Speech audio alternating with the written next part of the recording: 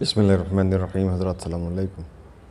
جناب میثم تمار کو پہلے ابن زیاد ملعون نے گرفتار کیا اور پھر ایک روز اپنے پاس طلب کر کے جناب میثم تمار سے پوچھا کہ تمہارا پروردگار کہاں ہے؟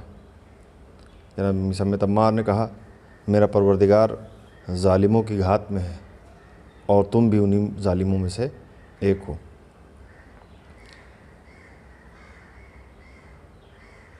اور ابن زیاد نے جب گفتگو کی تو دوران گفتگو اس نے کہا کہ تم اجمی ہو لیکن پھر بھی اتنی اچھی طرح بول لیتے ہو۔ مطلب یہ تھا کہ اتنی اچھی عربی، اتنی فصیح و بلیغ عربی بولتے ہو۔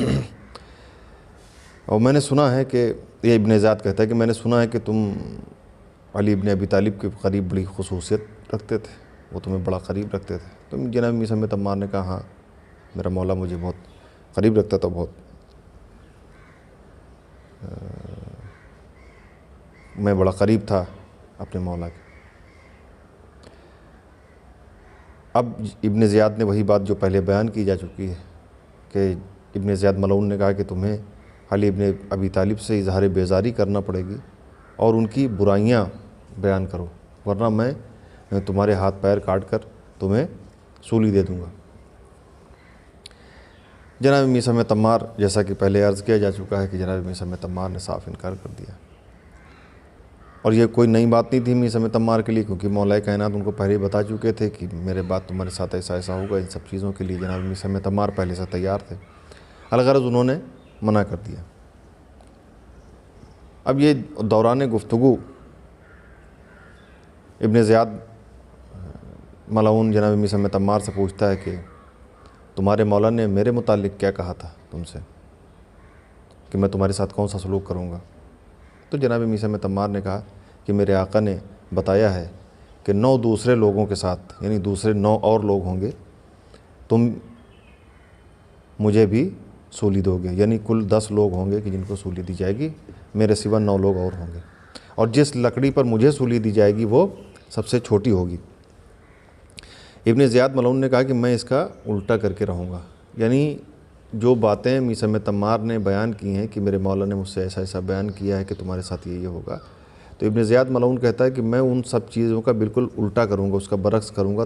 کیوں؟ اس کی وجہ یہ کہ اس کا الٹا اس لیے کروں گا تاکہ تمہیں اور تمہارے مولا کو جھٹلا سکوں معاذاللہ۔ تو جناب میثم تمار کہتے ہیں کہ تم کیا اس کا الٹا کرو گے؟ علی نے یہ تمام باتیں رسول اللہ صلی اللہ علیہ وآلہ وسلم سے معلوم کر کے مجھے بتائی ہیں، اور میں تو یہ تک بیان کر سکتا ہوں کہ کوفے کے کس محلے کی کس جگہ پر مجھے سولی دی جائے گی، اور میں یہاں تک بیان کر رہا ہوں کہ میں بندگان خدا میں پہلا وہ شخص ہوں کہ جسے اسلام میں سب سے پہلے لجام ڈالی جائے گی۔ لجام مطلب جو گھوڑے کی جو لگام ڈالی جاتی ہے، وہ یہ بھی واقعہ ابھی آ رہا ہوگا کہ اسے لجام چڑھائی جائے گی، جیسے گھوڑوں کو لگام لگائی جاتی ہے۔ ابن زیاد ملعون نے کہا کہ خدا کی قسم میں تمہارے ہاتھ پیر ضرور کاٹوں گا، البتہ تمہاری زبان چھوڑ دوں گا تاکہ تمہیں اور تمہارے آقا کو جھٹلا سکوں۔ پھر ابن زیاد نے اپنے آدمیوں کو حکم دیا کہ ان کے ہاتھ پیر کاٹ کر انہیں سولی پر لٹکا دیا جائے۔ ابن زیاد کے ملازمین میثم کو گرفتار کر کے لے چلے اور سولی پر لٹکا دیا۔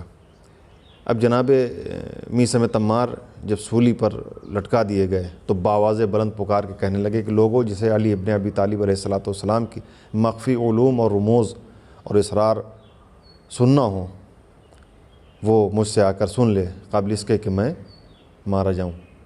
خدا کی قسم قیامت تک پیش آنے والے واقعات سے میں تمہیں آگاہ کر سکتا ہوں، یہ بھی بتا سکتا ہوں کہ کیسے کیسے فتنے رونما ہونے والے ہیں۔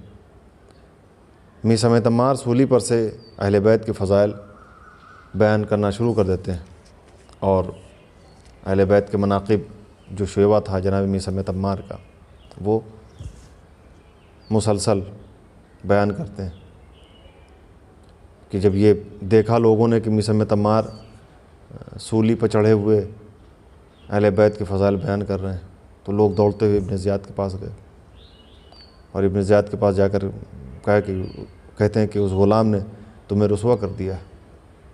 ابن زیاد نے کہا کہ اس غلام کے منہ پر لجام چڑھا دو، یعنی وہ لگام جو لگائی جاتی گھوڑوں۔ چنانچہ میسم بندگان خدا میں پہلے وہ شخص ہیں جنہیں اسلام میں لجام چڑھائی گئی ہے۔ آج کے لیے اتنا ہی، باقی انشاءاللہ اگلے ویڈیو میں۔ السلام علیکم، خدا حافظ۔